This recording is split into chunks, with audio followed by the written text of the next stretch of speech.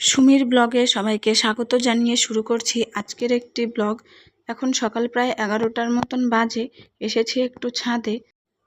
আকাশটা বেশ মেঘলা মেঘলা, রৌদ্র বেশি নেই, তো ভাবলাম যাই একটু ছাদে গিয়ে বসে থাকি, ভালো লাগবে মনটা।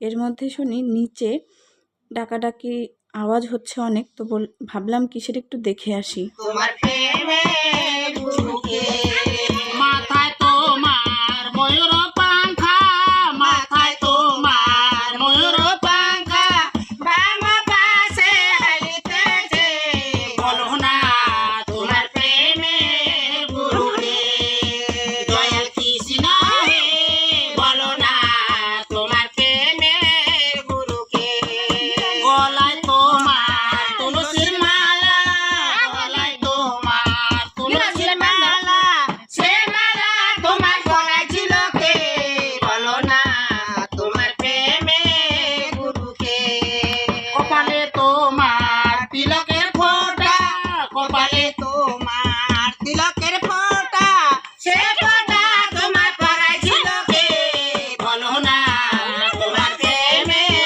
গুরুকে হাতে তোমার মোহনবাসী, হাতে তোমার মোহনবাসী, রাজা রাজা বলিতেছে বলো না তোমার প্রেমের গুরুকে পাশে তোমার রাধা গোরানী, পাশে তোমার রাধা গোরানী, সে মিলন তোমার গলায় ছিল কে বলো না তোমার প্রেমের গুরুকে দয়াল কৃষ্ণ হে বলো না তোমার প্রেমের গুরুকে তুমি হইলে জগতের গুরু, তুমি হইলে জগতের গুরু, সেই বিদ্যা তোমায় শিখাইছিল কে বলো না তোমার প্রেমের গুরুকে দয়াল কৃষ্ণ হে বলো না তোমার প্রেমের গুরুকে দয়াল কৃষ্ণ হে বলো না তোমার প্রেমের জয় জয় গৌরী তৈস্তনাথ প্রেমানন্দ হরি হরি বলো হরি বল আমি জয় জয় মা হরে কৃষ্ণ রাধে রাধে যেন খুব হরে দেব। গিয়ে দেখি এই অবস্থা। গ্রামে আজ আবার মাসিরা এসেছে জানেন। এই কিছুদিন থেকে এরকম শুরু হয়েছে, মাঝে মাঝেই দেখা যায় মাসিরা চলে আসে হঠাৎ। আর এই তিনজনই আসে বারবার। গ্রামে কিছুদিন থেকেই বিয়ে হচ্ছে, তারপর অনেকের বাচ্চা হচ্ছে। তো এগুলো মনে হয় কি কেউ জানেন ওনাদের খবর দেয় না কি ভগবান জানে। হঠাৎই দেখি ওই প্রতিদিন 11টা সাড়ে 11টার দিকেই চলে আসে, কারণ এই সময়টা তো রৌদ্র, সবাই বাড়িতেই থাকে। তো ওনারাও বেশ টাইমটা বেছে নিয়েছে, সেই 11টা সাড়ে 11টা বেশ ভালো টাইম। তো আমিও একটু গেলাম দেখতে। তো আজ না বেশ নাচ করছিল। এর আগেও আপনাদেরকে দেখিয়েছি একটা ভিডিওতে, একটা বাচ্চাকে নিয়ে নাচছিল। আমাদের বাড়ির সামনে একটা বাড়িতে বিয়ে হয়েছে কিছুদিন আগেই, তো ও বাড়িতেও ঢুকেছিল জানেন। ওখানে গিয়েও নাচ দেখিয়ে টাকা পয়সা নিয়ে এসেছে। তারপরে এই বাড়িতে কিছুই ছিল না, তো ওই বাড়ির বউটা নিজে ইচ্ছা করেই বাড়িতে নিয়েছে। বাড়ির আমাদের একদমই পাশে। তো ভাবলাম যাই একটু দেখে আসি।